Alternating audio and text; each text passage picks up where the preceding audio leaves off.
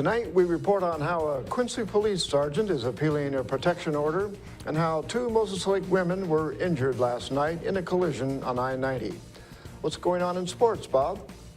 If Raider boys golf picks up a win on the links, stick around to find out who was the low-round medalist.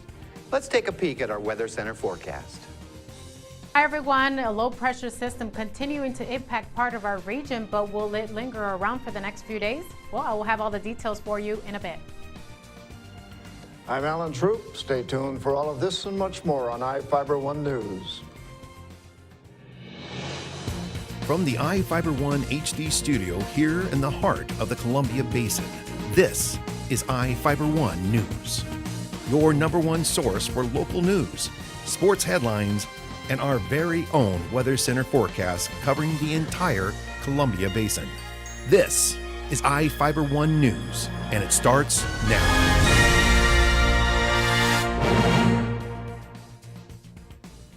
A Quincy police sergeant is appealing the protection order against him. Brian Chase, the attorney for Sergeant Dan Dops, is appealing, visiting Lincoln County District Court Judge Joshua Grant's decision to issue the protection order.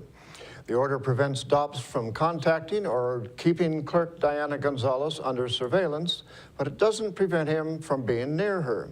Chase previously said the judge wouldn't wait for his client to get back from a vacation. Dops denies the allegation and has returned from his vacation to file an appeal. Dops allegedly threatened Gonzalez on March 11th after she complained to Police Chief Bob Heimbach about a detective. The chief reportedly assigned Dops to handle Gonzalez's problem. Later in the day, she was sitting at her desk when she reportedly heard Dops walk behind her and say, "Snitches get stitches," while holding a knife. Grant County held its 21st Mayor's Prayer Breakfast this morning. Reporter Sean Wells has the story.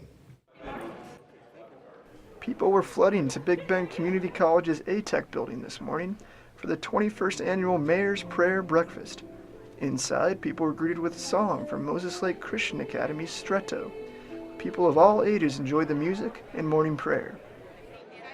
The message of today's prayer breakfast is to create community unity, to bring everyone together to have spiritual thankfulness for what's going on in our areas. Prayer goers enjoyed their breakfast as Moses Lake Mayor Dick Dean helped introduce the keynote speaker, David Kruger. He was recommended by someone locally in the community, and as it turns out, he is a local community member, born and raised here in Moses Lake, graduated from Moses Lake, and I attribute our great attendance to the speaker that we've chosen today. To the heart and soul this morning. Kruger currently serves as a chaplain to the PGA Golf Tour and PGA Champions Tour. Previously, he served for both the Baltimore Orioles and Baltimore Ravens. So God's blessings to all of you. For iFIBER 1 News, this is Sean Wells. Thanks, Sean. A stolen Subaru struck a Cadillac on Interstate 90 last night, causing both vehicles to roll sideways off the highway and left two elderly women injured. The silver 2011 Subaru Forester was heading west on I-90 when it struck the rear of a maroon 2008 Cadillac STS going the same direction, about 10 miles west of Moses Lake. According to the Washington State Patrol, both drivers lost control and their vehicles rolled off the highway, ending up on their wheels. The driver of the stolen Subaru was allegedly Jared Vanden Bosch, a 21-year-old Snohomish man. The State Patrol stated he reportedly fled the scene on foot and was later caught and arrested for possession of a stolen vehicle and hit and run. Gloria Rodriguez, a 66-year-old Moses Lake woman, was driving the Cadillac.